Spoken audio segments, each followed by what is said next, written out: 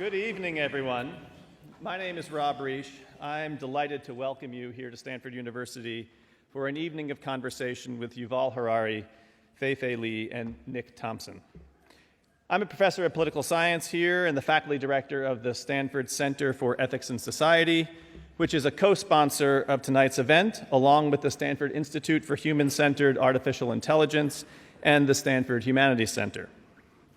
Our topic tonight is a big one. We're going to be thinking together about the promises and perils of artificial intelligence, the technology quickly reshaping our economic, social, and political worlds for better or for worse. The questions raised by the emergence of AI are by now familiar, at least to many people here in Silicon Valley, but I think it's fair to say that their importance is only growing. What will the future of work look like when millions of jobs can be automated? Are we doomed or perhaps blessed to live in a world where algorithms make decisions instead of humans? And these are smaller questions in the big scheme of things. What, might you ask, are the large ones? Well, here are three. What will become of the human species if machine intelligence approaches or exceeds that of an ordinary human being? As a technology that currently relies on massive centralized pools of data, does AI favor authoritarian centralized governments over more decentralized democratic governance? And are we at the start now of an AI arms race? And what will happen if powerful systems of AI, especially when deployed for purposes like facial recognition, are in the hands of authoritarian rulers? These challenges only scratch the surface when it comes to fully wrestling with the implications of AI as the technology continues to improve and its use cases continue to multiply. I want to mention the format of the evening event. First, given the vast areas of expertise that Yuval and Fei-Fei have, when you ask questions via Slido, those questions should pertain or be limited to the topics under discussion tonight.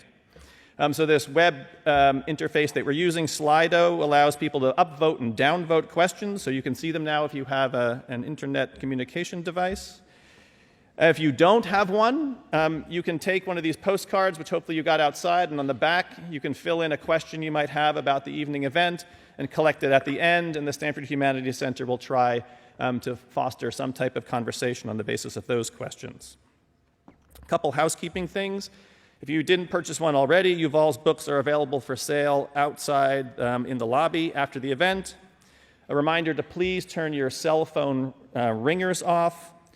And we will have 90 minutes for our moderated conversation here, and we'll end sharp after 90 minutes.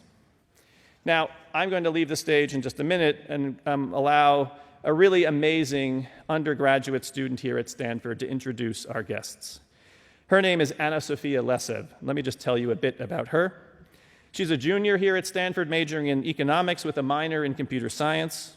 And outside the classroom, Anna Sophia is a journalist whose work has been featured in the Globe and Mail, Al Jazeera, the Mercury News, the Seattle Times, and this campus's paper of record, the Stanford Daily. She's currently the executive editor of the Daily, and her Daily magazine article from earlier in the year, called CS plus Ethics, examined the history of computer science and ethics education at Stanford, and it won the Student Prize for Best Journalism of 2018. She continues to publish probing examinations of the ethical challenges faced by technologists here and elsewhere. So, ladies and gentlemen, I invite you to remember this name, for you'll be reading about her or reading her articles, or likely both. Please welcome Stanford junior Anna Sophia Lesev.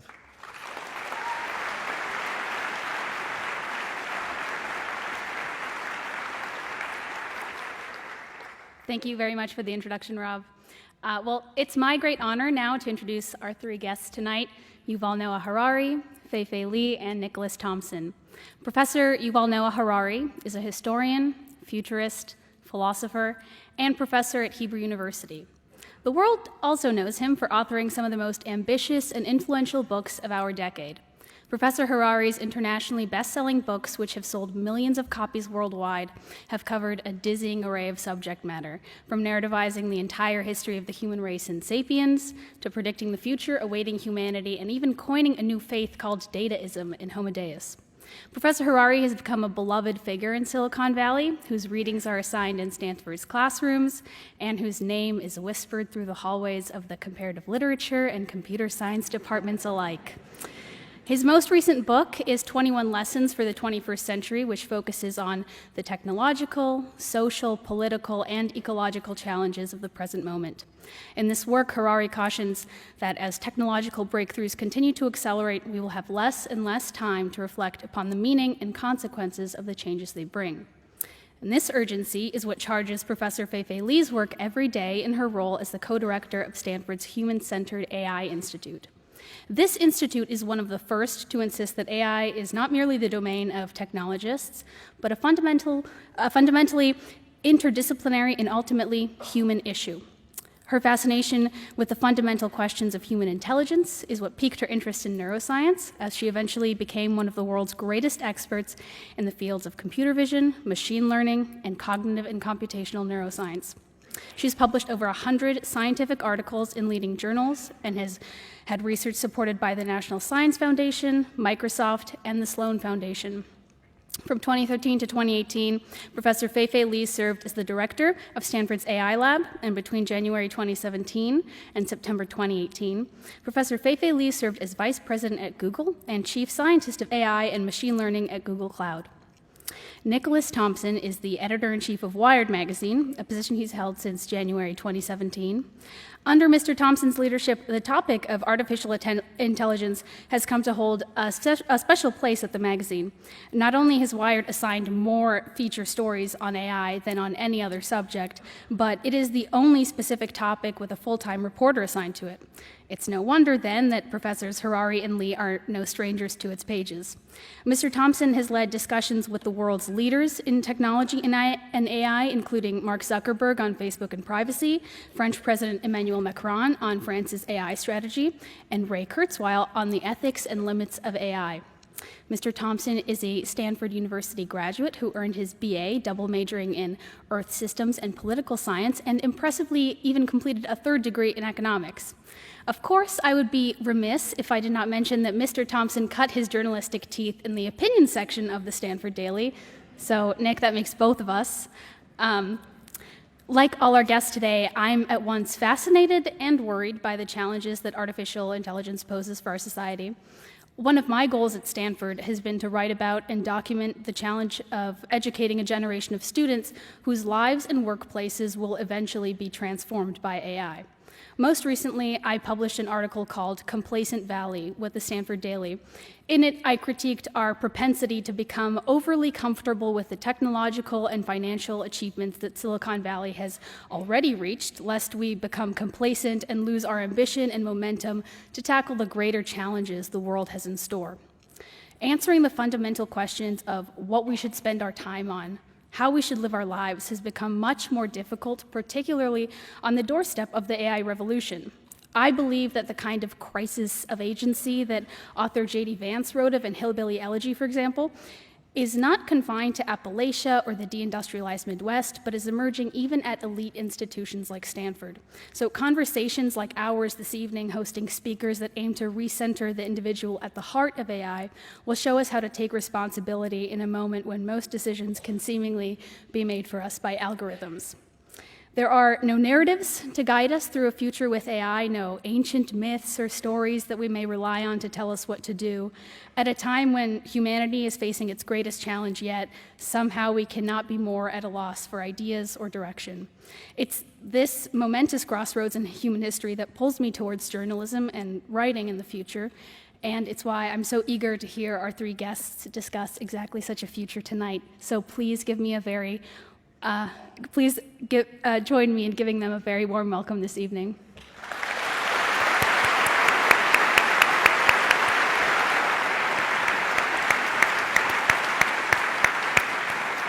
Wow. Thank you so much, Anna Sophia. Thank you, Rob. Thank you, Stanford, for inviting us all here. I'm having a flashback to the last time I was on a stage at Stanford, which was playing guitar at the Coho. And I didn't have either Yuval or Fei-Fei with me, so there were about 6 people in the audience, one of whom had her headphones on. But I did meet my wife. Isn't that sweet? All right, so a reminder, housekeeping. Questions are going to come in Slido. You can put them in. You can vote up questions. We've already got several thousand, so please vote up the ones you really like. If someone can program an AI that can get a really devastating question in and stump Yuval, I will get you a free subscription to Wired. I want this conversation to kind of have three parts. First, lay out where we are.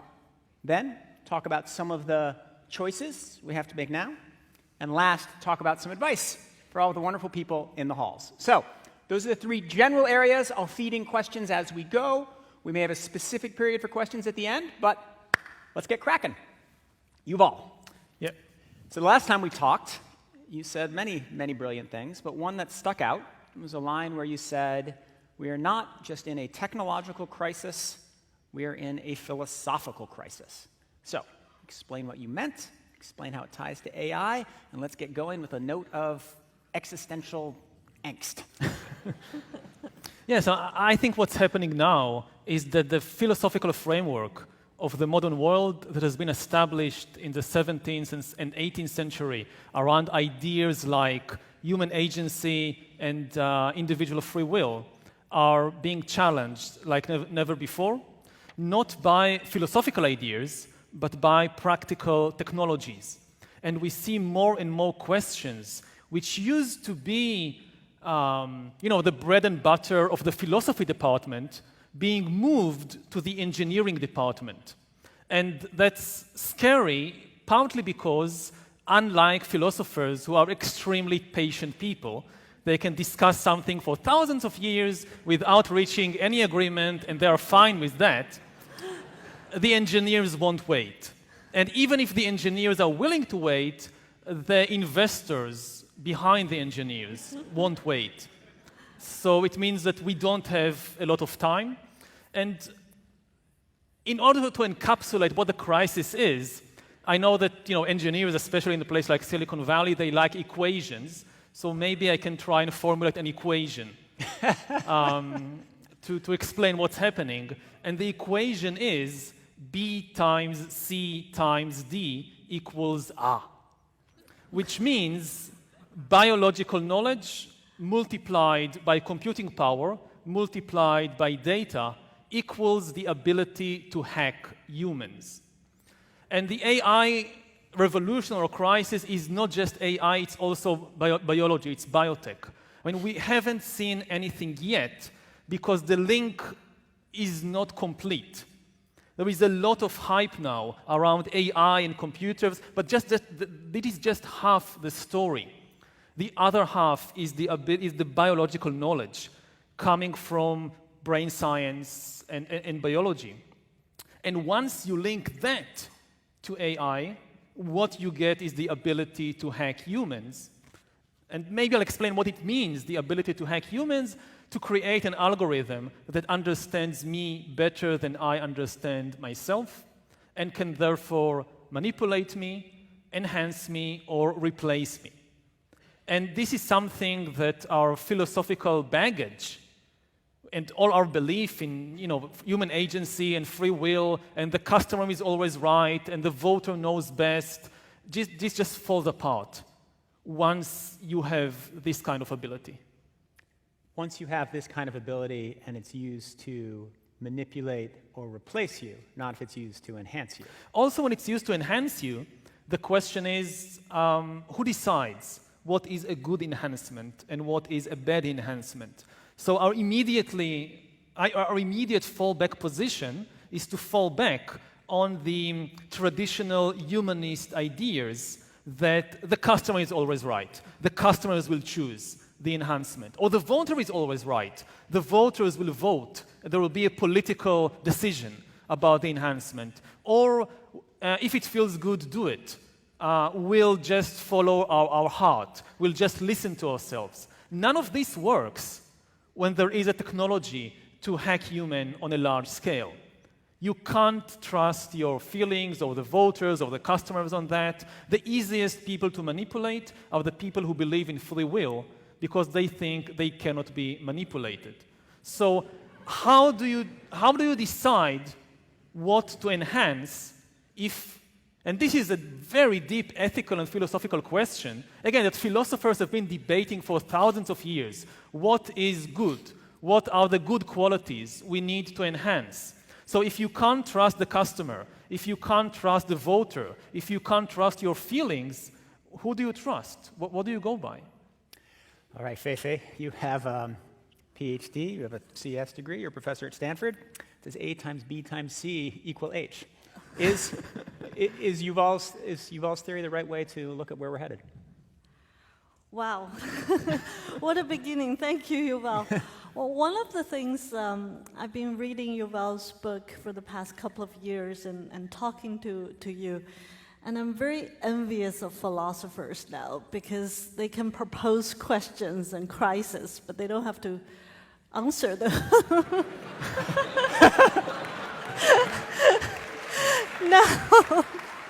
Now, as an engineer and scientist, I feel like we have to now solve the crisis. So honestly, I think I'm very thankful. I mean, personally, I've been reading your book for 2 years, and I'm very thankful that Yuval, among other people, but have opened up this really important question for us. And it's also quite a, when you said the AI crisis, and I was sitting there thinking, this is a field I loved and felt passionate about and researched for 20 years. And that was just a scientific curiosity of a young scientist entering PhD in AI. What happened that 20 years later it has become a crisis? And it actually speaks of the evolution of AI that got me where I am today and got my colleagues at Stanford where we are today with the human-centered AI, is that this is a transformative technology. It's a nascent technology. It's still a budding science compared to physics, chemistry, biology. But with the power of data, computing, and the kind of diverse impact AI is making, it is, like you said, is touching human lives and business in broad and deep ways. And responding to that kind of questions and crises that's facing humanity, I think one of the proposed solution, or if not solution, at least a try that Stanford is making an effort about is, can we reframe the education, the research, and the dialogue of AI and technology in general in a human-centered way? We're not necessarily going to find solution today, but can we involve the humanists, the philosophers, the historians, the political scientists, the economists, the ethicists, the legal scholars, the neuroscientists, the psychologists, and many more other disciplines into the study and development of AI in the next chapter, in the next phase? Don't be so certain we're not going to get an answer today. I've got two of the smartest people in the world glued to their chairs, and I've got Slido for 72 minutes, so let's give it a shot. But he said we have thousands of years. but let me go a little bit further in Yuval's question. So there are lots, or Yuval's opening statement, there are a lot of crises about AI that people talk about, right? They talk about AI becoming conscious, and what will that mean? They talk about job displacement. They talk about biases. And Yuval has very clearly laid out what he thinks is the most important one, which is the combination of biology plus computing plus data leading to hacking. So he's laid out a very specific concern. Is that specific concern what people who are thinking about AI should be focused on? So absolutely. So alien technology humanity has created, starting from fire, is a double-edged sword. So it can bring improvements to life and to work and to society, but it can bring the perils. And AI has the perils. You know, I wake up every day worry about the diversity, inclusion issue in AI. We worry about fairness or the lack of fairness, privacy, the labor market. So absolutely, we need to be concerned, and because of that, we need to expand the study, the research, and the development of policies and the dialogue of AI beyond just the codes and the products into these human realms, into these societal issues. So I absolutely agree with you on that, that this is the moment to open the dialogue, to open the research in those issues. Okay. Even though I would just say that, again, part of my fear is the dialogue. I don't fear AI experts talking with philosophers. I'm fine with that. Historians, good. Literary critics, wonderful. I fear the moment you start talking with biologists. That's my biggest fear. When you and the biologists realize, hey, we actually have a common language, and we can do things together, and that's when the really scary things, I think, will begin. Can you elaborate on what is scaring you, that we talk to biologists? That's the moment when you can really hack human beings, not by collecting data about our search words or our purchasing habits or where do we go about town, but you can actually start peering inside and collect data directly from our hearts and from our brains. Okay, can I be specific? First of all, the birth of AI is AI scientists talking to biologists, specifically neuroscientists, right? The birth of AI is very much inspired by what the brain does. Fast forward to 60 years later, today's AI is making great improvement in healthcare. There's a lot of data from our physiology and pathology being collected and using machine learning to help us.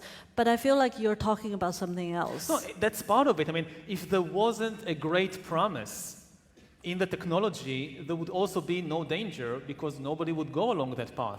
I mean, obviously, there are enormously beneficial things that AI can do for us, especially when it is linked with biology.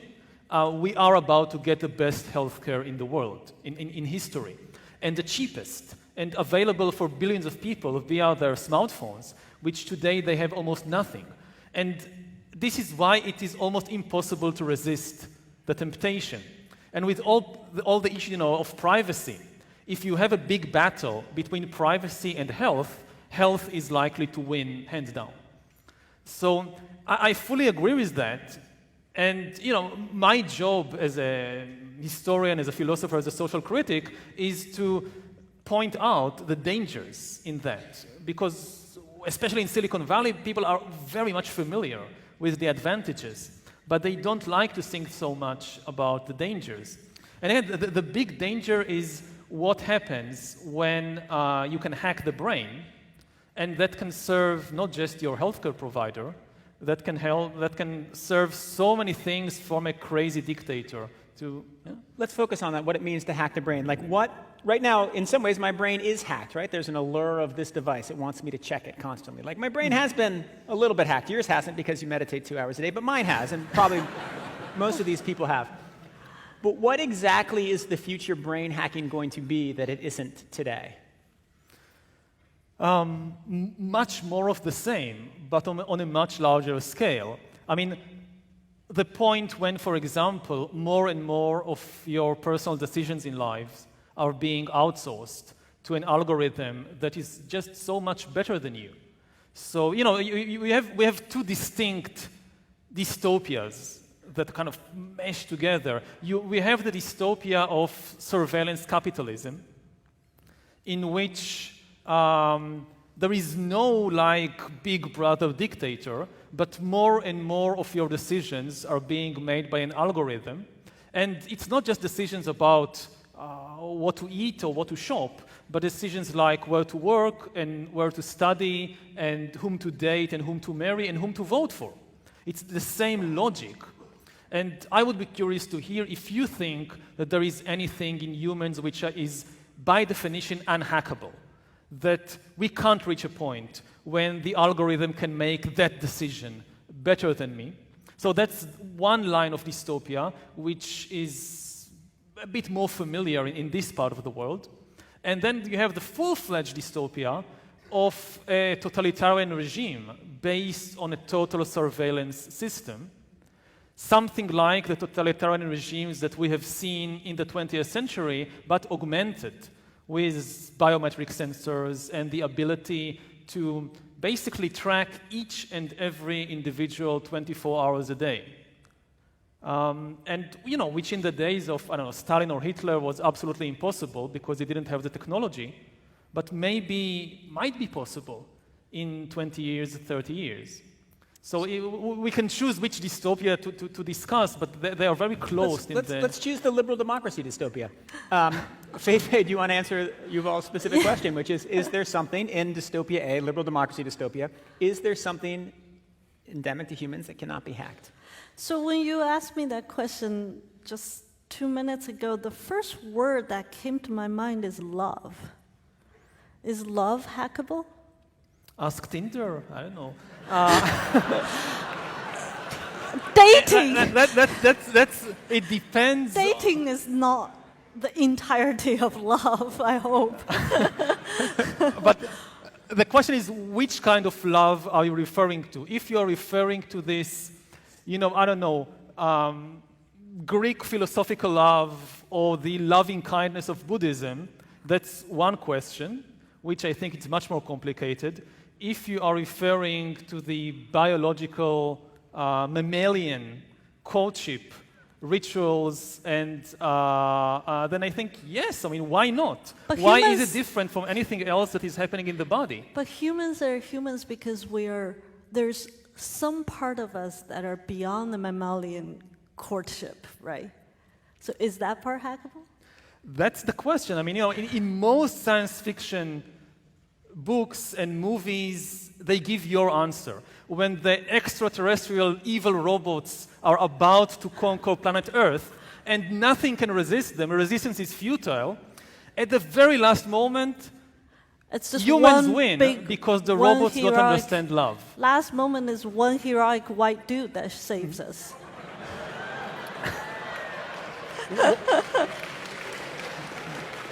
Why we do this? No, it was a joke. Don't worry. Okay. So the two dystopias. I do not have answers to the two dystopias, but I want to keep saying is this is precisely why this is the moment that we need to seek for solutions. This is precisely why this is the moment that we believe the new chapter of AI needs to be written by cross-pollinating efforts from humanists, social scientists, to business leaders, to civil society, to governments, to come at the same table to have that multilateral and cooperative conversation. I think you really bring out the urgency and the importance and the scale of this potential crisis. But I think in the face of that, we need to act. Yeah, and I agree that we need cooperation, that we need much closer cooperation between engineers and philosophers, or engineers and historians. And also from a philosophical perspective, I think there is something wonderful about engineers, philosophically. Thank you. That they really cut the bullshit. Philosophers can talk and talk, in cloudy and flowery metaphors, and then the engineers can really focus the question. Like I just had a discussion the other day with an engineer from Google about this, and that he said, okay, I know how to maximize people's time on the website. If somebody comes to me and tells me, look, your job is to maximize time on this application, I know how to do it because I know how to measure it. But if somebody comes along and tells me, well, you need to maximize human flourishing, or you need to maximize universal love, I don't know what it means. So the engineers go back to the philosophers and ask them, what do you actually mean?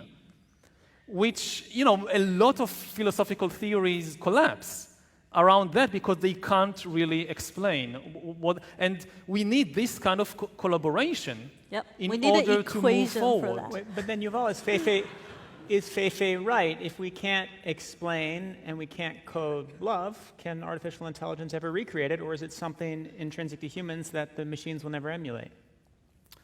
I don't think that machines will feel love, but you don't necessarily need to feel it in order to be able to hack it, to monitor it, to predict it, to manipulate it. So you I mean, think machines don't like to play Candy Crush, but you think but that they can still...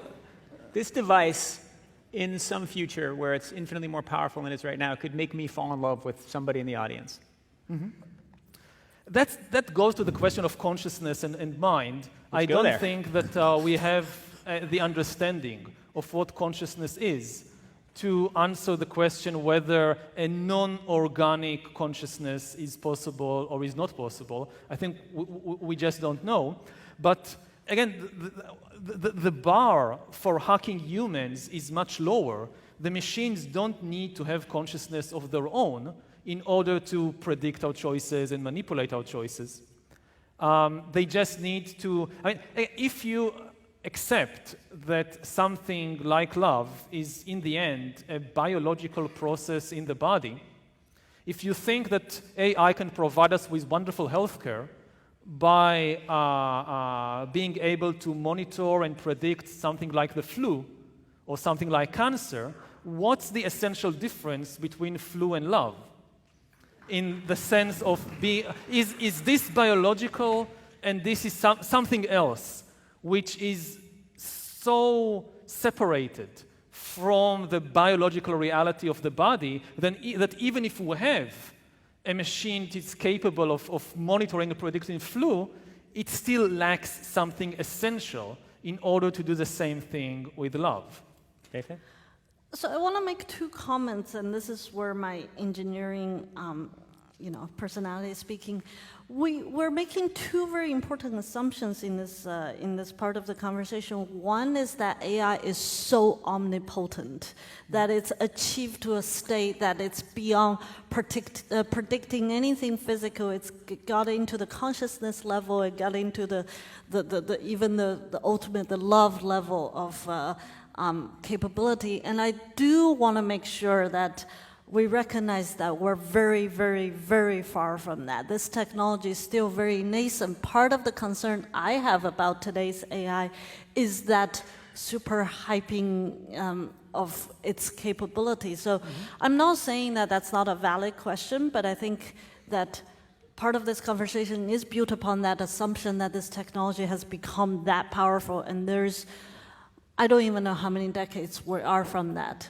Second related assumption I feel our conversation is being based on is that we're talking about a world or state of the world that only that powerful AI exists, or that small group of people who have produced the powerful AI and is intended to hack human are existing.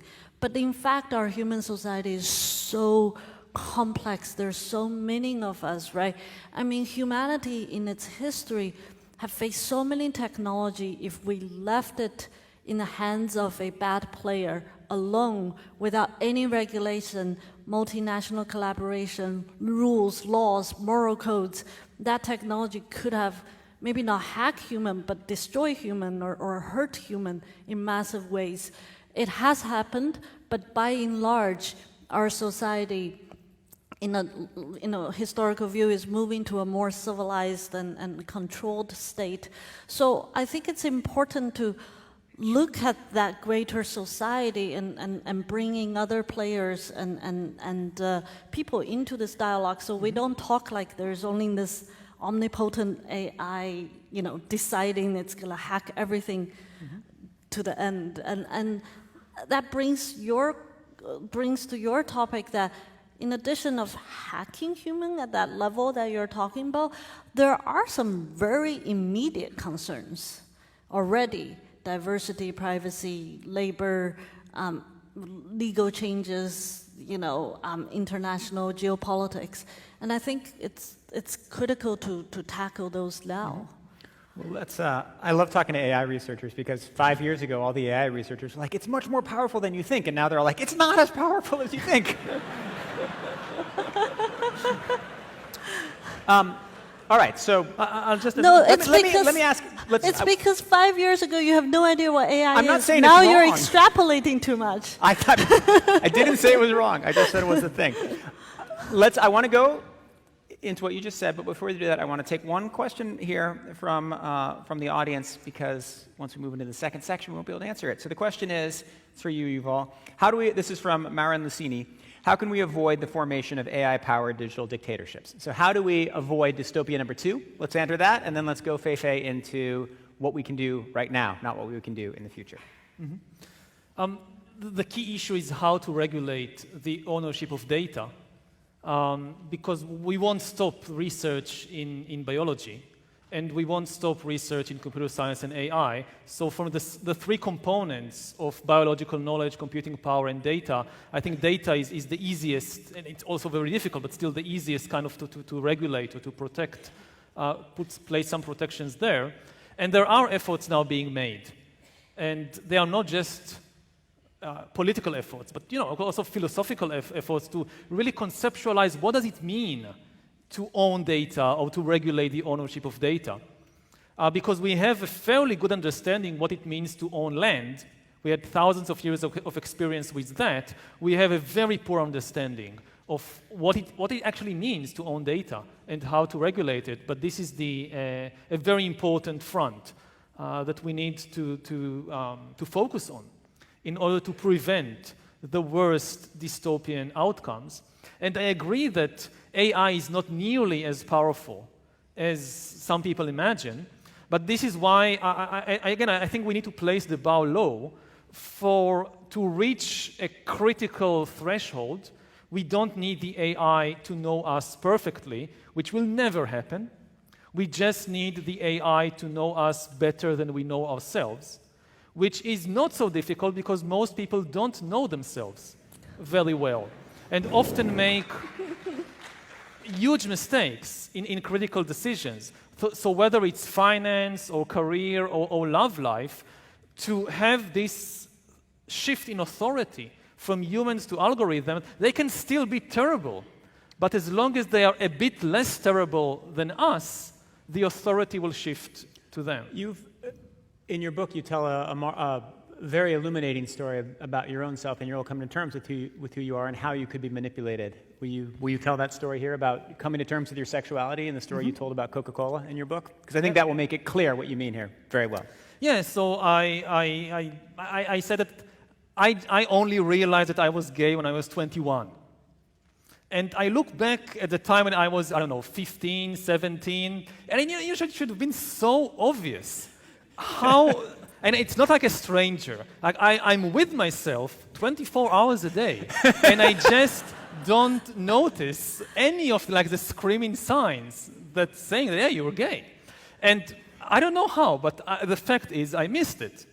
Now, an AI, even a very stupid AI, today will not miss it. So I'm not so sure. So imagine, this is not like a science fiction scenario of a century from now. This can happen today, that you can write all kinds of algorithms that, they are not perfect, but they are still better, say, than the average teenager. And what does it mean to live in a world in which you learn about something so important about yourself from an algorithm?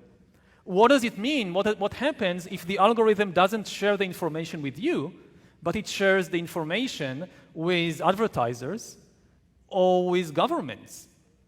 So if you want to, and I think we should go down from the cloudy heights of the extreme scenarios to the practicalities of day-to-day life, this is a good example, because this is already happening. Yeah. All right, well, let's take the elevator down to the more conceptual level of this particular shopping mall that we're shopping in today. And Feifei, let's talk about what we can do today as we think about the risks of AI, the benefits of AI, and tell us, sort of your punch list of what you think the most important things we should be thinking about with AI are.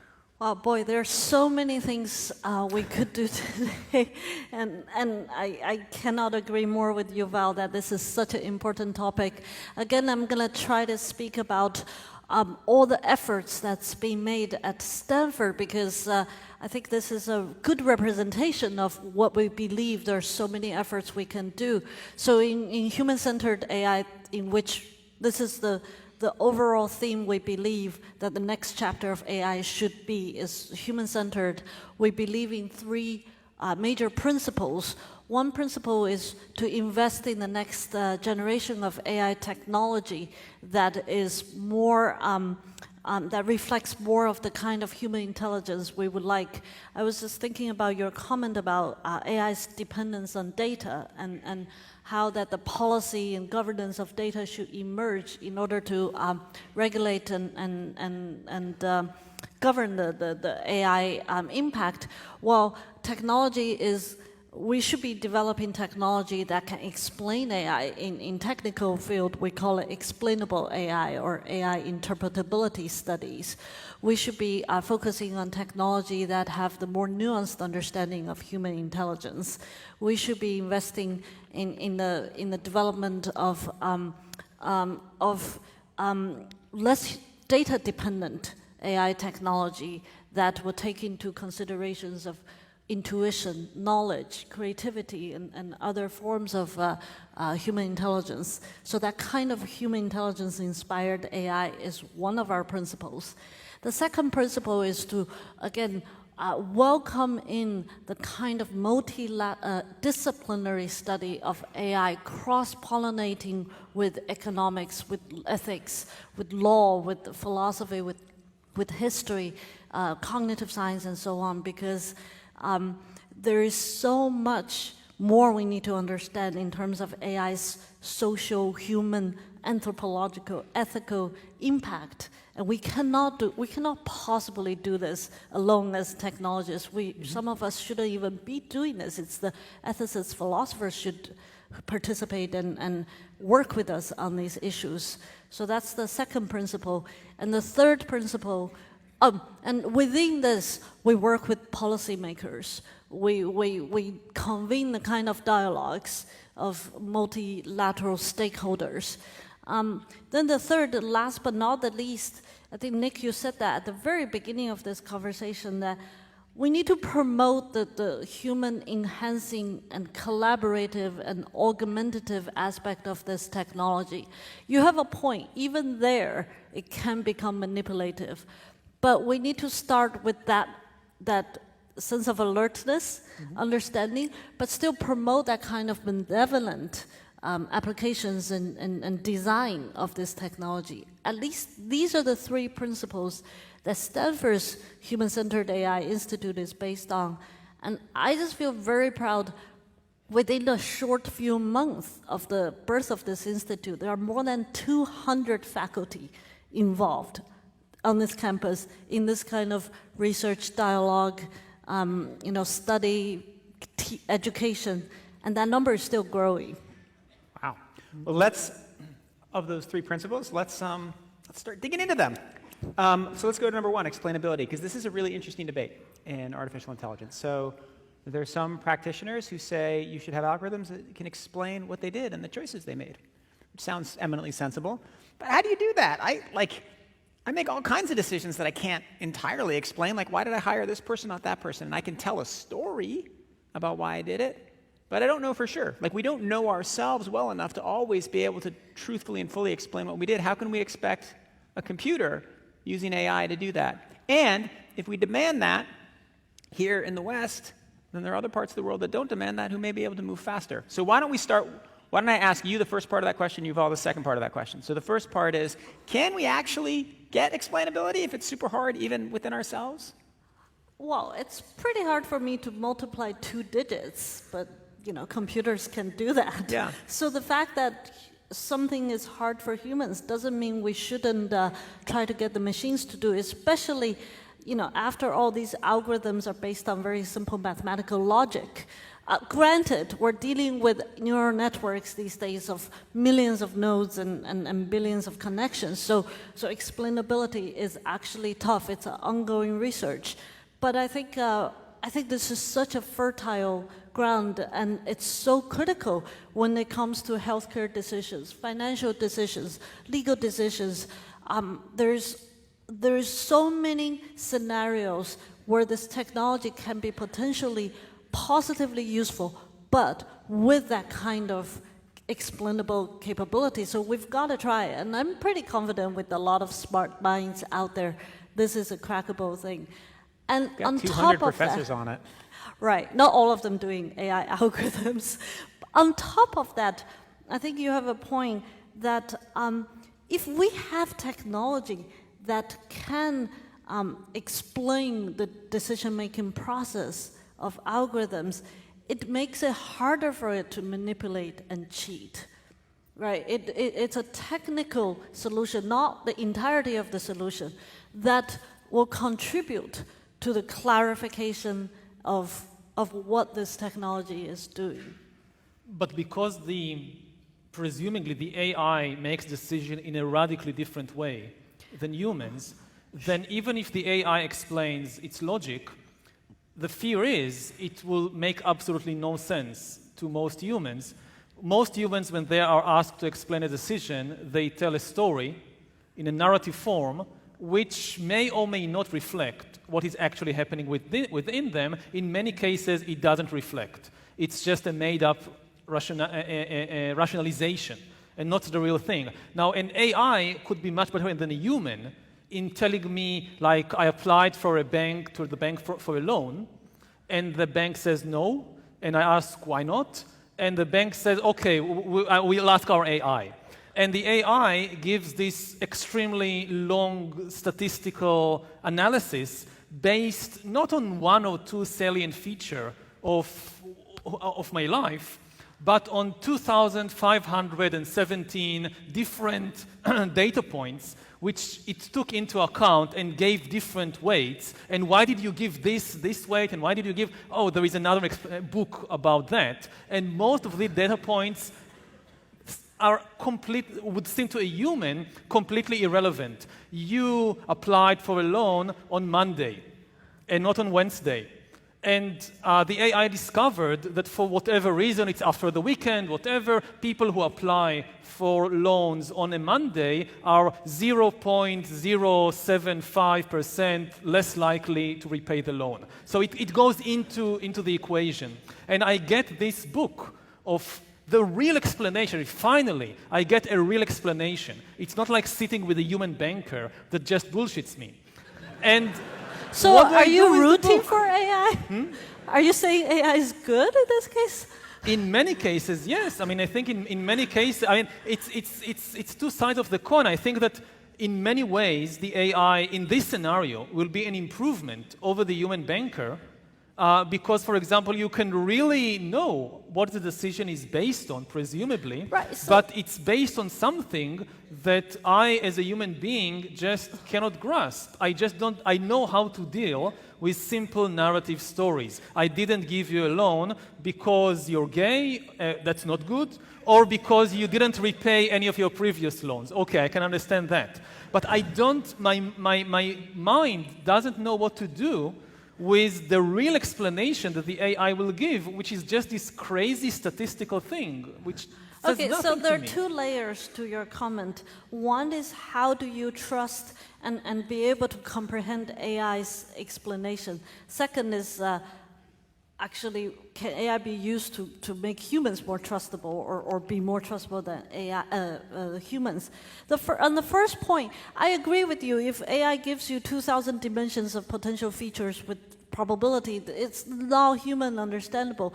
But the entire history of science in human civilization is to be able to communicate the result of science in better and better ways, right? Like I just had my annual physical and a whole bunch of numbers came to my cell phone.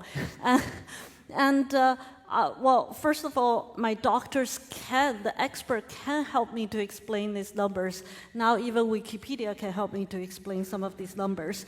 But the technological improvements of explaining these will improve.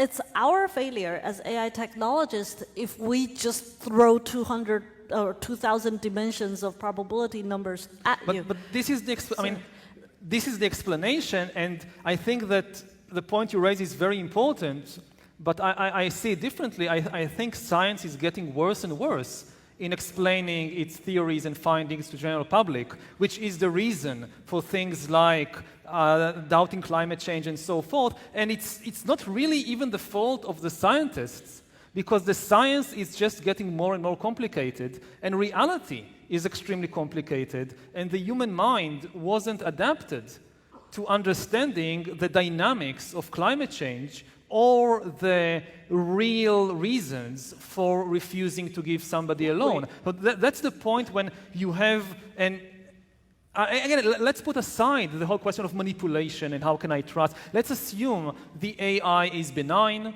and let's assume it makes that there are no hidden biases. Everything is okay. But still, I can't understand the decisions of the AI. People like Nick, the storytellers, has to explain. What I'm saying, you're right. It's very complex. But there are people like I'm going to lose my job to computer like next week, but I'm happy to have your confidence with me. Yeah. But it's the job of the society collectively to explain the complex science. I'm not saying we're doing a great job at all, but I'm saying there's hope if we try. But my fear is that we just really can't do it because the human mind is not built for dealing with these kinds of explanations and technologies. And it's true for, it's true for the individual customer who goes to the bank and the bank refuses to give them a loan. And it can even be on the level, how many people today on Earth understand the financial system? How many presidents and prime ministers understand the financial system? In this country, it's 0. So what does it mean to live in a society where the people who are supposed to be running the business, and again, it's not the fault of a particular politician. It's just the financial system has become so complicated. I don't think that economists are trying on purpose to hide something for the general public. It's just extremely complicated. You had some of the wisest people in the world going to the finance industry and creating these enormously complex models and tools, which objectively you just can't explain it to most people unless, first of all, they study economics and mathematics for 10 years or whatever. So I think this is a real crisis. Well, and this is, again, this is part of the philosophical crisis we started with, and the undermining of human agency that's part of what's happening. That we have these extremely intelligent tools that are able to make perhaps better decisions about our healthcare, about our financial system, but we can't understand what they are doing and why they are doing it. And this undermines our autonomy and our authority. And we don't know as a society how to deal with that. Well, ideally, Feifei's institute will help that.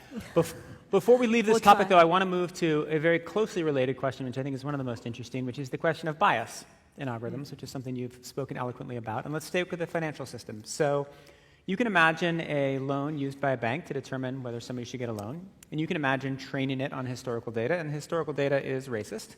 And we don't want that. So let's figure out how to make sure the data isn't racist and that it gives loans to people regardless of race. I think we probably everybody in this room agrees that that is a good outcome. But let's say that analyzing the historical data suggests that women are more likely to repay their loans than men. Do we strip that out, or do we allow that to stay in? If you allow it to stay in, you get a slightly more efficient financial system. If you strip it out, you have a little more equality between men and women. How do you make decisions about what biases you want to strip and which ones are okay to keep?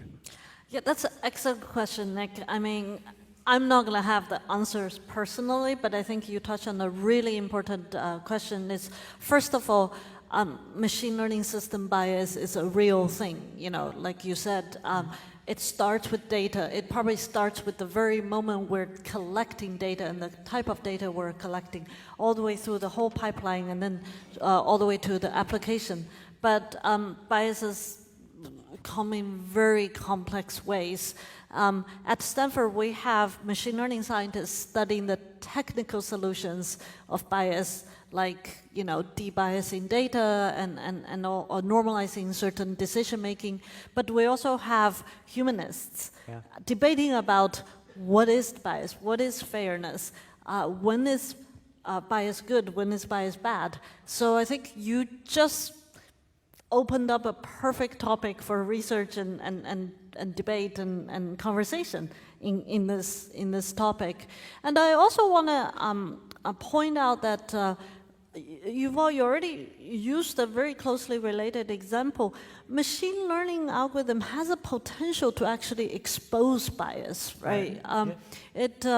You know, like one of my favorite study was a paper a couple of years ago analyzing Hollywood movies and using machine learning face recognition algorithm, which is a very controversial technology these days, to recognize Hollywood systematically gives more screen time to male actors than female actors.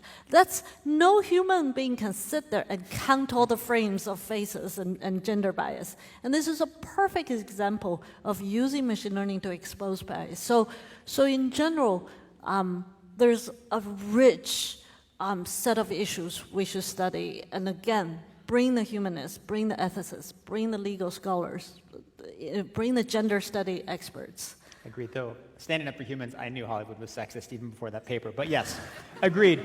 You are a smart human. Yuval, on that question of the loans, do you strip out the racist data? Do you strip out the gender data? What biases do you get rid of? What biases do you not? I don't think there is a one-size-fits-all. I mean, it's a question. We need this day-to-day collaboration between engineers and ethicists and psychologists and political scientists. But not biologists, right? But not biologists. And increasingly also biologists.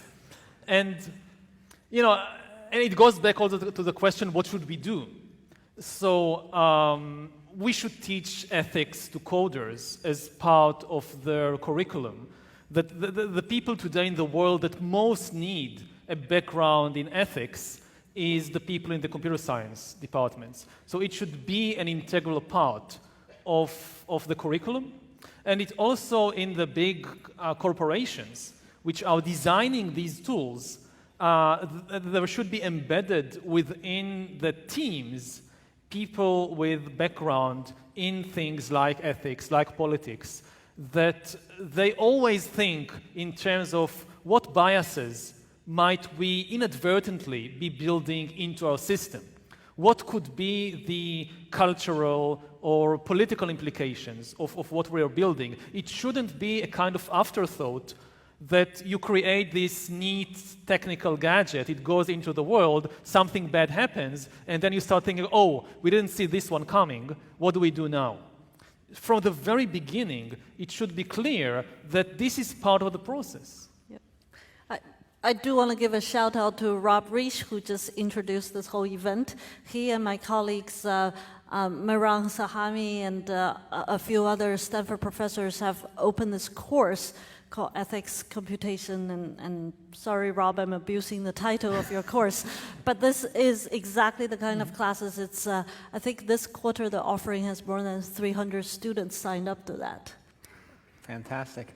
The course, I wish the course had existed when I was a student here. Let me ask an excellent question from the audience that ties into this. This is from Eugene Lee. How do you reconcile the inherent trade-offs between explainability and efficacy and accuracy of algorithms?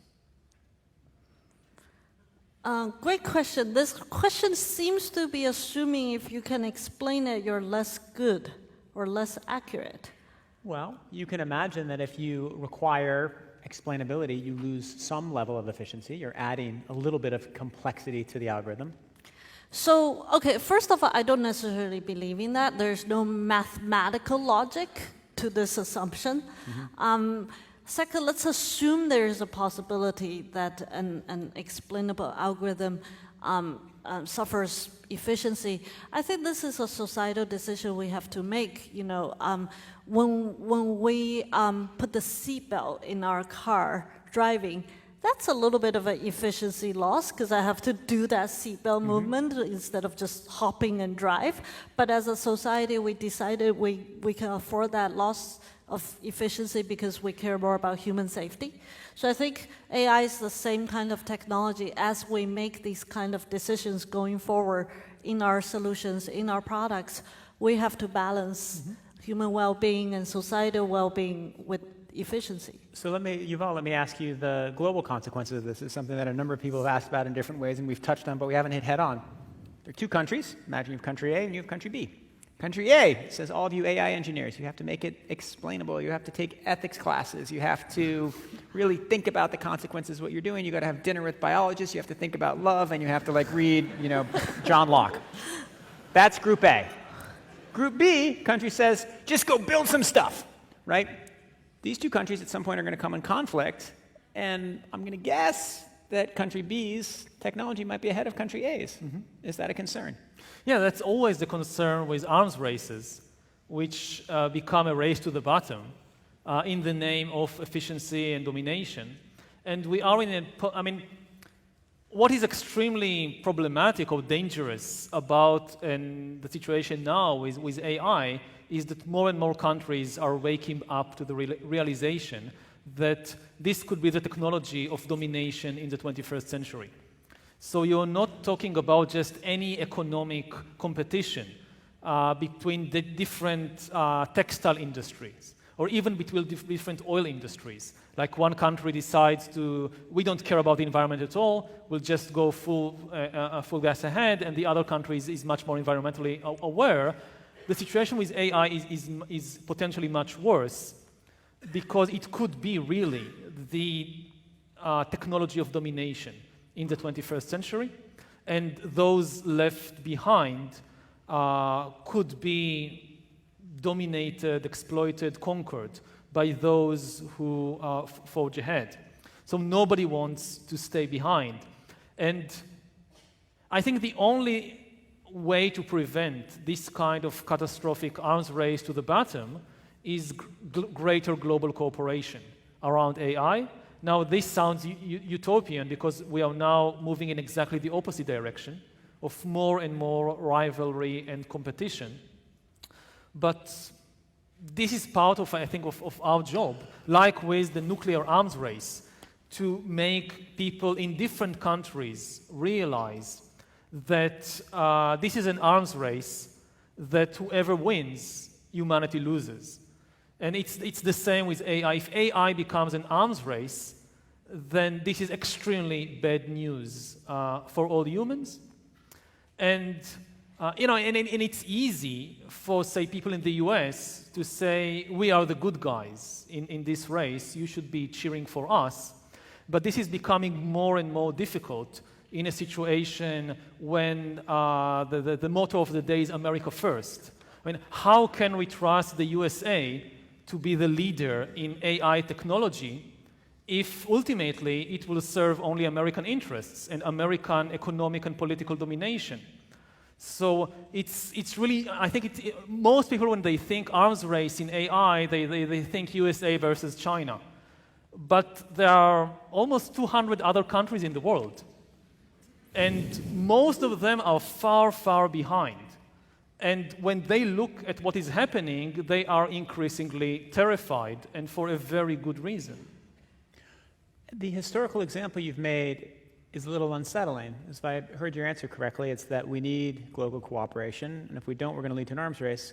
In the actual nuclear arms race, we tried for global cooperation from, I don't know, roughly 1945 to 1950, and then we gave up. Mm-hmm. And then we said, we're going full throttle in the United States, and then why did the Cold War end the way it did? Who knows, but one argument would be that the United States, buildup and its relentless buildup of nuclear weapons helped to keep the peace until the Soviet Union collapsed. So if that is the parallel, then what might happen here is we'll try for global cooperation in 2019, 2020, 2021, and then we'll be off in an arms race. A, is that likely? And B, if it is, would you say, well, then the U.S. needs to really move full throttle in AI because it would be better for the liberal democracies to have artificial intelligence than totalitarian states? Well, I'm afraid it is very likely that cooperation will break down, and we will find ourselves in an extreme version of an arms race. And in a way, it's worse than the nuclear arms race, because with nukes, at least until today, countries develop them but never use them. AI will be used all the time. It's not something you have on the shelf for some doomsday war. It will be used all the time to create potentially total surveillance regimes and extreme totalitarian systems in one way or the other. And so from this perspective, I think the danger is far greater. You could say that the nuclear arms race actually saved democracy and the free market and, rock and roll and Woodstock and then the hippies, and they all owe a huge debt to nuclear weapons. Because if nuclear weapons weren't invented, there would have been a conventional arms race and conventional military buildup between the Soviet bloc and the American bloc.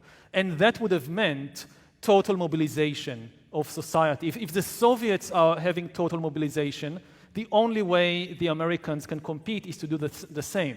Now, what actually happened was that you had an extreme totalitarian mobilized society in the communist bloc, but thanks to nuclear weapons, you didn't have to do it in the United States or in Western Germany or in France, because you relied on nukes. You don't need millions of conscripts in the army.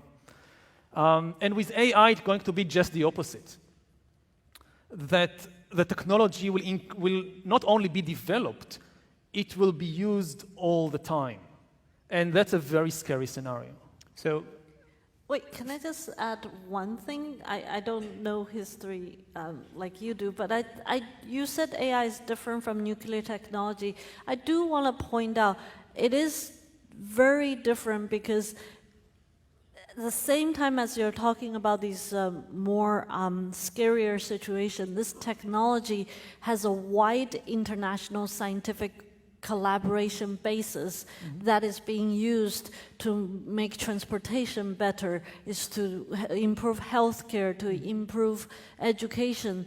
And so it's a very interesting new time that we haven't seen before, because while we have this kind of competition, we also have massive international scientific community collaboration on these benevolent uses and democratization of this technology. I just think it's important to see both sides of this. Yeah, you're absolutely right. Yeah, there are some, as I said, there are also enormous benefits to this technology. And in a global collaborative way, especially among the scientists. Again, the global aspect is more complicated, because the question is, what happens if there is a huge gap in abilities between some countries and most of the world?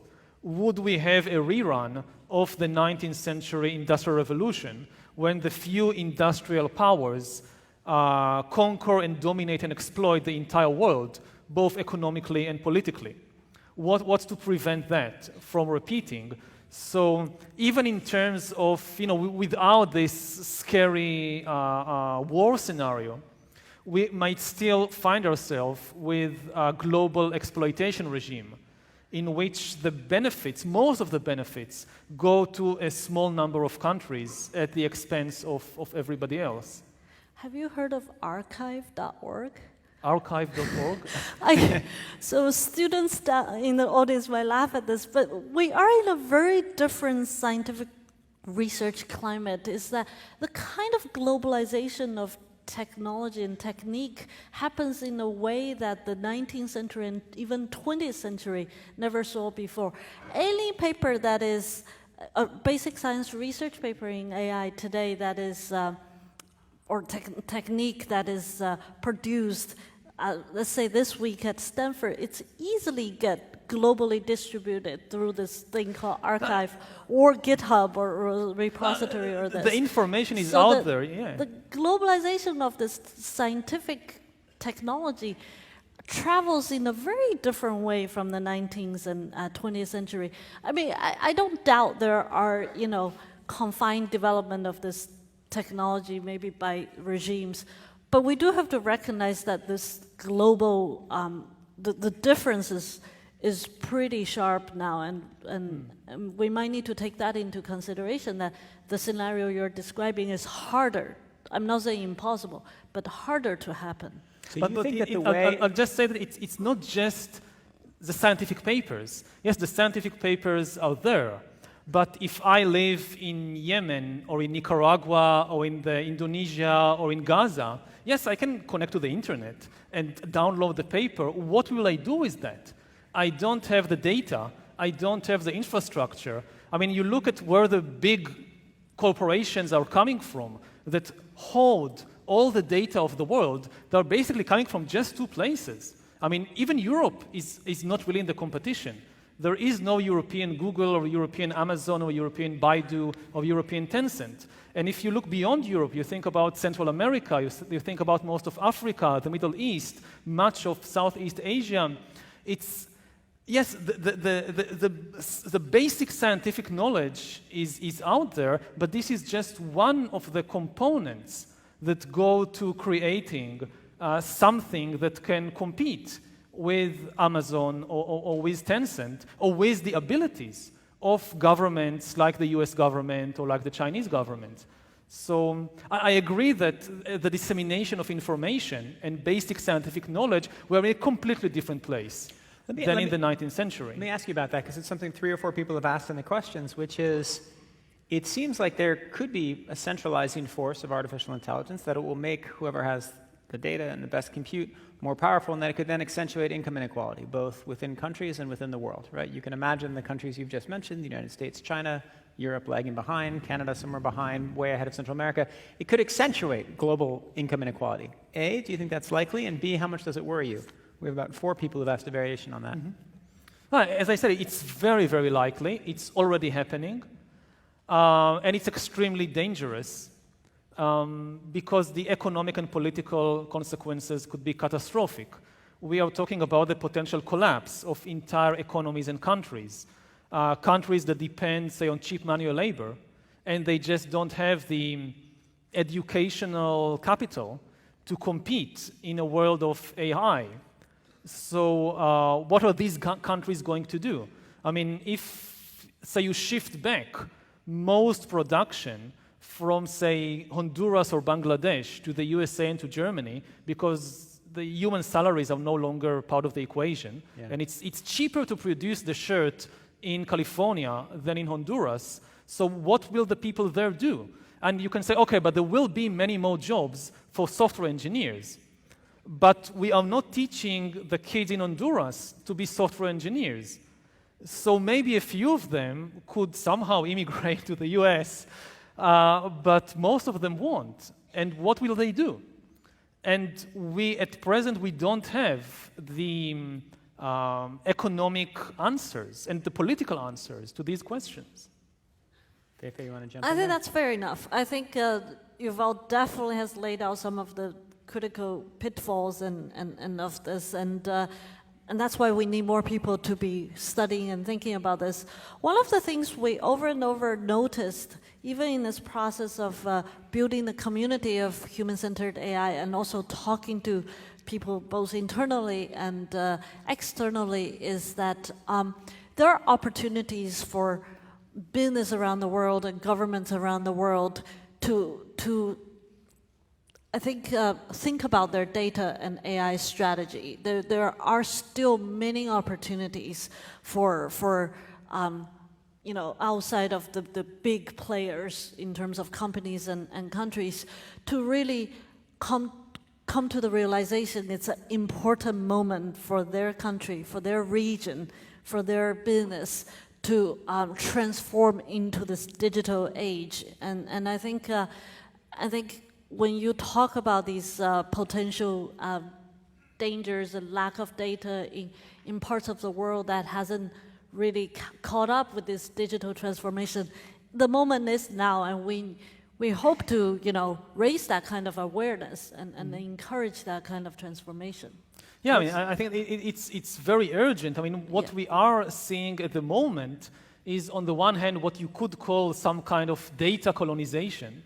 That the same model that we saw in the 19th century, that you have the imperial hub where they have the advanced technology, they grow the cotton in India or Egypt, they send the raw materials to Britain, they produce the shirts, the high-tech industry of the 19th century, in Manchester, and they send the shirts back to sell them in India and outcompete the local producers. And we, in a way, might beginning to see the same thing now with the data economy, that they harvest the data in places also like Brazil and Indonesia, but they don't process the data there. The data from Brazil and Indonesia goes to California or goes to Eastern China, being processed there. They there produce the wonderful new gadgets and technologies and sell them back as finished products to the provinces or to the colonies. Now, it's not a one-to-one. It's not the same, there are differences. But I think we need to keep this analogy in mind. And another thing that maybe we need to keep in mind in this respect, I think, is the re-emergence of stone walls. That I'm kind of, originally my specialty was medieval military history. This is how I began my academic career, with the Crusades and castles and knights and so forth. And now I'm doing all these cyborgs and AI stuff. But suddenly, there is something that I know from back then. The walls are coming back. And I try to what's happening here? We have virtual realities, we have 3G, AI, and suddenly the hottest political issue is building a stone wall. Like the most low-tech thing you can imagine. And what is the significance of a stone wall in a world of interconnectivity and all that? And it really frightens me that there is something very sinister there. The combination of data is flowing around everywhere so easily, but more and more countries, and also my home country of Israel, it's the same thing. You have the startup nation and then the wall.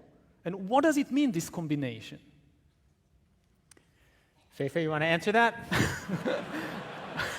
Maybe we can look at the next question. You know what? Let's go to the next question, which is tied to that. And the next question is, you have the people here at Stanford who will help be building these companies, who will either be furthering the process of data colonization or reversing it, or who will be building, the efforts to create a virtual wall, a world based on artificial intelligence, are being created, or funded at least, by a Stanford graduate. So you have all these students here in the room.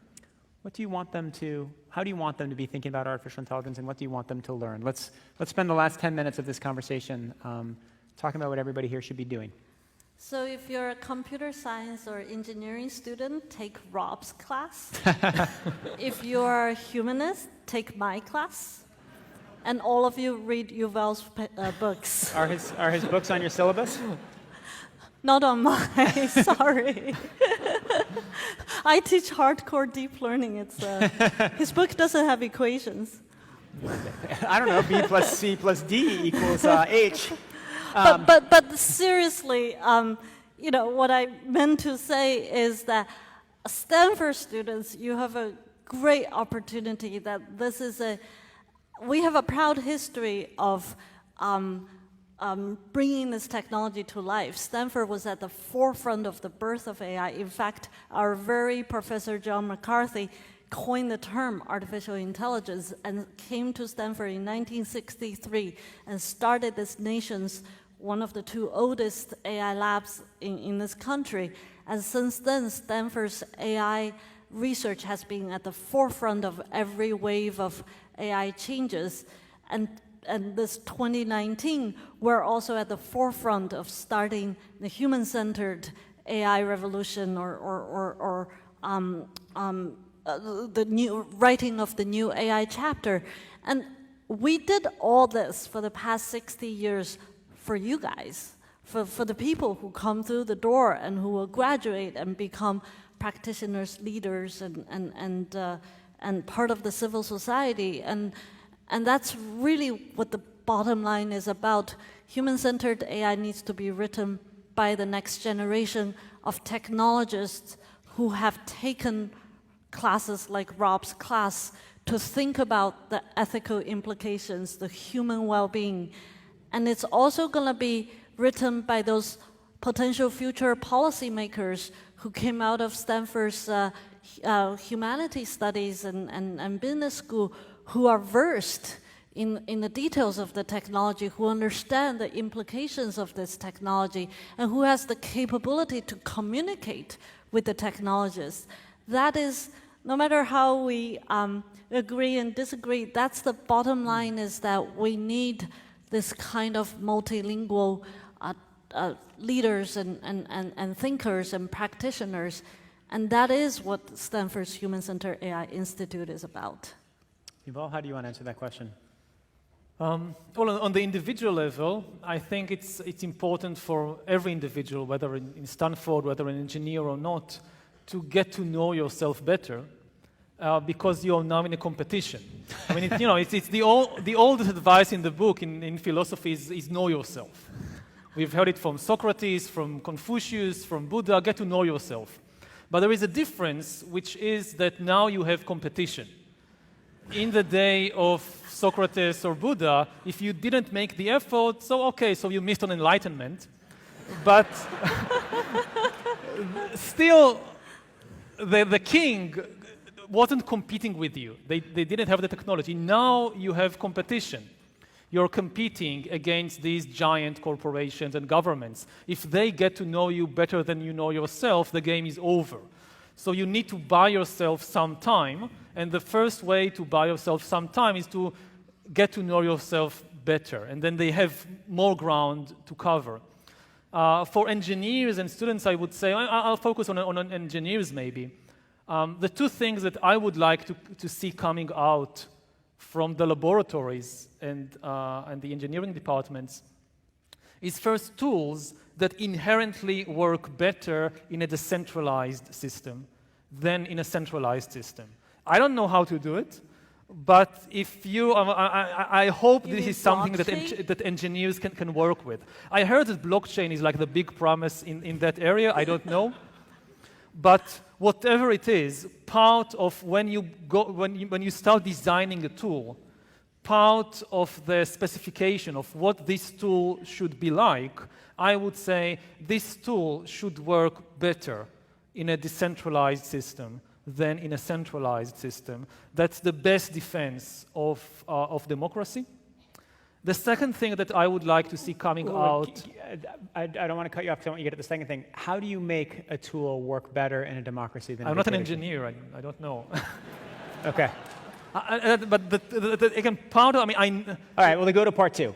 Take that, someone in this room figure that out, because it's very important. I can think about it, and I can give you historical examples of tools that work better in this way or in that way.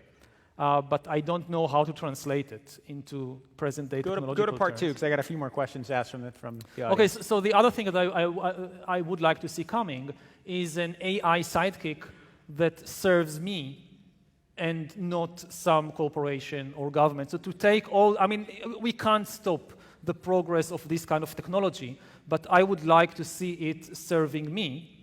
So yes, it can hack me, but it hacks me in order to protect me.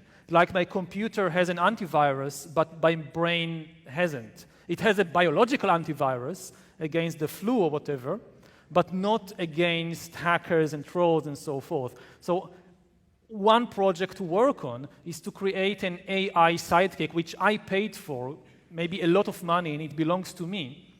And it follows me, and it monitors me and what I do and my interactions. But everything it learns in order to protect me from manipulation by other AIs, by other outside influencers. So this is something that I think with the present-day technology, I would like to see more effort in that direction. Not to get into too technical terms, I think you would feel comforted to know that the budding efforts in this kind of research is happening. Trustworthy AI, explainable AI, and security, motivated or aware AI. So I'm not saying we have the solution, but a lot of technologists around the world are thinking along that line and trying to make that happen. It's not that I want an AI that belongs to Google or to the government that I can trust. I want an AI that I'm its master. It's serving me. And it's powerful. It's more powerful than my AI, because otherwise my AI could manipulate your AI. It will have the inherent advantage of knowing me very well. So it might not be able to hack you, but because it follows me around and it has access to everything I do and so forth, it gives it an edge in the specific realm of just me. So this is a kind of counterbalance to the danger that the people But even that would have a lot of challenges in their society. Who is accountable for? Are you accountable for your action or your sidekick? This is going to be a more and more difficult question that we will have to deal with. The sidekick defense. All right, Fei-Fei, let's go through a couple of questions quickly. We often talk, this is from Reagan Pollack, we often talk about top-down AI from the big companies. How should we design personal AI to help accelerate our lives' careers? The way I interpret that question is, so much of AI is being done at the big companies. If you want to have AI at a small company or personally, can you do that? So, well, first of all, one solution is what Yuval just said. Well, probably those things we built by Facebook, but... So first of all, it's true there's a lot of investment and efforts and resource put in big companies in AI research and development, but it's not that all the AI is happening there. I want to say that academia continue to play a huge role in AI's research and development, especially in the long-term exploration of AI. And what is academia? Academia is a worldwide network of individual students and professors thinking very independently and creatively about different ideas. So from that point of view, it's a very grassroots kind of effort in AI research that continues to happen. And small businesses and independent research institutes also have a role to play, right? There are a lot of publicly available data sets. It's a global community that is very open about sharing and disseminating knowledge and technology. So yes, please, by all means, we want global participation in this. All right, here's my favorite question. This is from Anonymous, unfortunately. If I am in 8th grade, do I still need to study?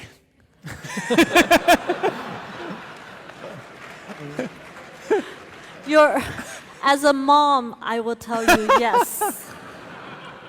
Go back to your homework. All right, Fei-Fei, what do you want Yuval's next book to be about?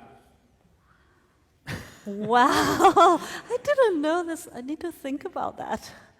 All right, well, while you think about that, Yuval, what area of machine learning do you want Fei-Fei to pursue next?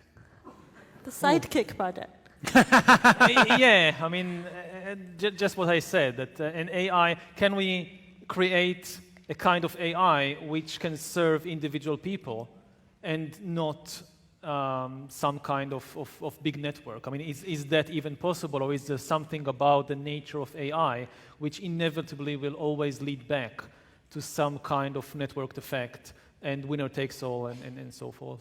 All right, we're going to wrap with his Fei-Fei. next book is going to be a science fiction book between you and your sidekick. All right, one last question for Yuval, because we've got two of the top voted questions are this. Without the belief in free will, what gets you up in the morning? Without the belief in free will. I don't think that the question of, is very interesting or very central. It has been central in Western civilization because of some kind of basically theological mistake made thousands of years ago. But it's a misunderstanding of the human condition. The real question is, how do you liberate yourself from suffering? And one of the most important steps in that direction is to get to know yourself better. And for that, you need to just push aside this whole... for me, the biggest problem with the belief in free will is that it makes people incurious about themselves and about what is really happening inside themselves. Because they basically say, I know everything. I know why I make decisions. This is my free will. And they identify with whatever thought or emotion pops up in their mind because, hey, this is my free will.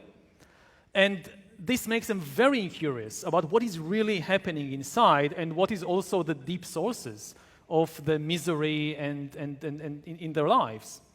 And so this is what makes me wake up in the morning, to try and understand myself better, to try and understand the human condition better.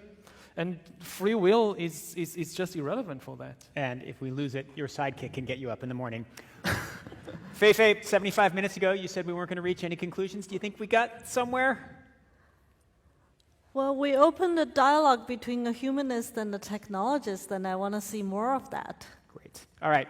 Thank you so much. Thank you, Feifei. Thank you, Yuval Noah Harari. It's wonderful to be here. Thank you to the audience.